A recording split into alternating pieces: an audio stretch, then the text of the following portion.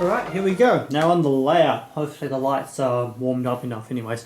So, we know it is. It's just parked up to the side. It's actually been some weeks since the first part was filmed because I had something else set up and was unable to use the layout.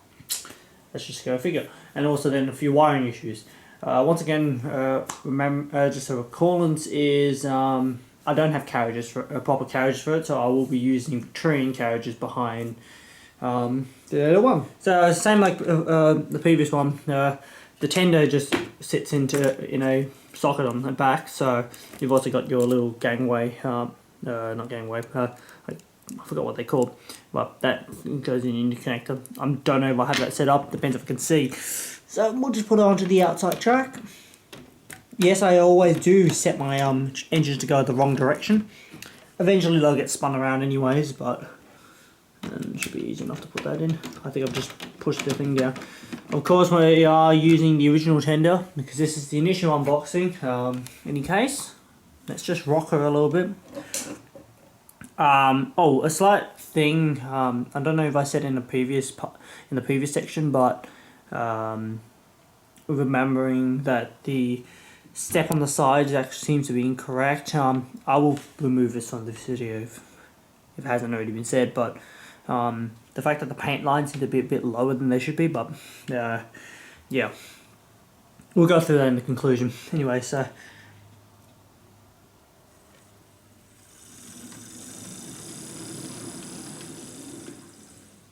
ooh, a bit noisy.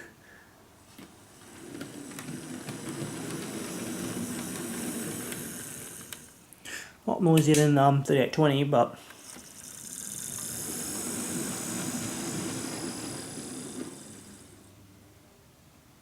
it's not like there's any. It doesn't sound like there's anything wrong. It just sounds like the motor just either needs to be ran or just needs to be like maintained a bit.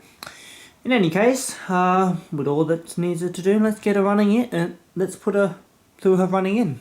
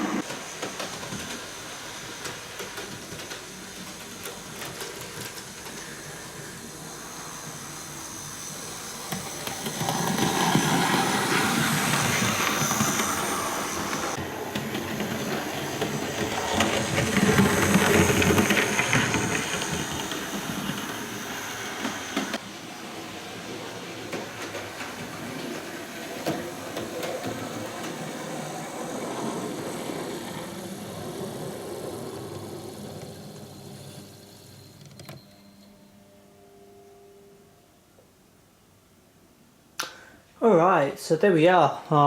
Well, it's definitely quieter now, not nearly as noisy when I first put it on. So yeah, not too bad. Just get the mini tripod out of the way. Once again, as we can all see, there's definitely nothing really that different to the other one, except for the design, obviously, and the colours. Mainly in terms of the fact that you've got what looks like a headlight on the front, but no headlight. Always something you can add as a later date, I guess. But yeah, especially with this version, having that iconic headlight with the shape is something that's really prominent. But I suppose in New South Wales they don't really run with day headlights anyway, so I guess you can get away with it.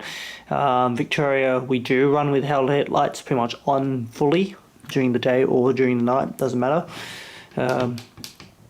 So yeah, that's a thing. But anyways, I guess let's go and put on the carriages, the Victoria OZ carriages, and we'll give a run with some carriages.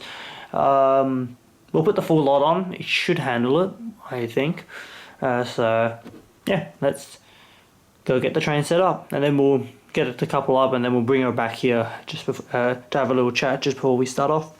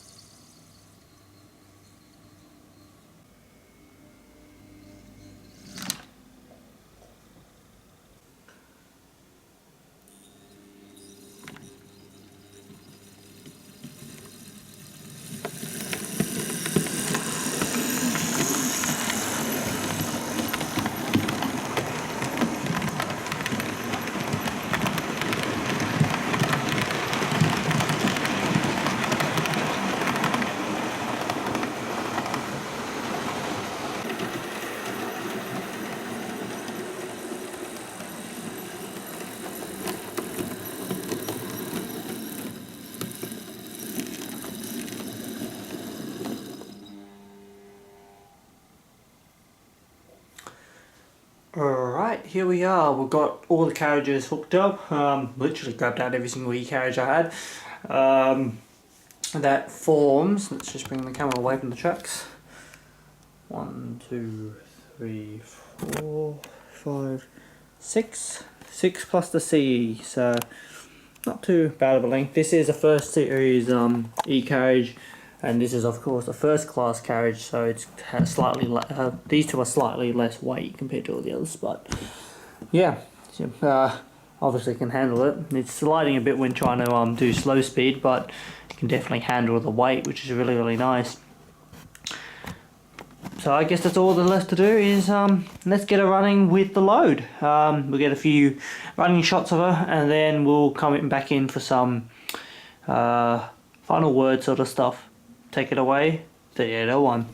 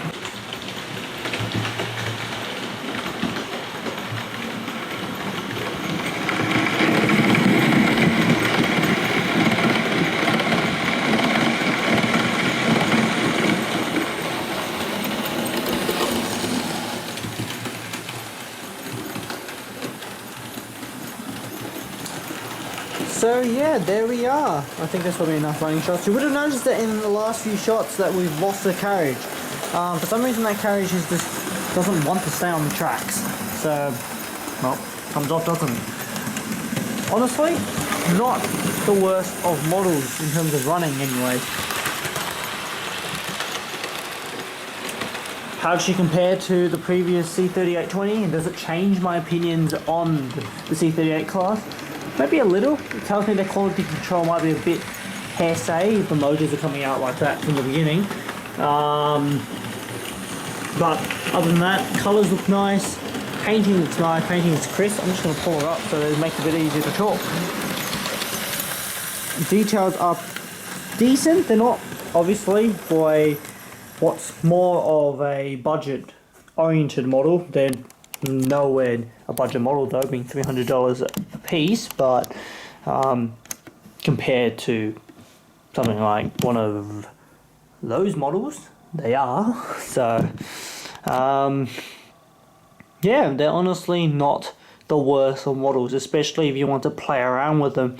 Probably not a too bad way to get into Australian Steam either. Not sure if they'll still really be in stock by the time this video is out. I don't think it's even still in stock when this video is out. Was being recorded, so they were pretty in high demand, being what it is, 3801 after all. Yeah, other than that, not the worst of models. Definitely. Of course, there's a few painting issues. Of course, we would like working lights. Of course, having a working tender would also be nice, but as something that you can play around with, it's not the worst. The new tooling of having that Newcastle Flyer headboard, I think that could have been made detachable maybe. That's always a nice thing, but if that was possible. Or even made it that would be available in the pack, and we could add it ourselves with a piece of blue with a bit of blue tack or something. Something like what Hornby did with their with most of their Flying Scotsman stuff, being able to put the name tags on.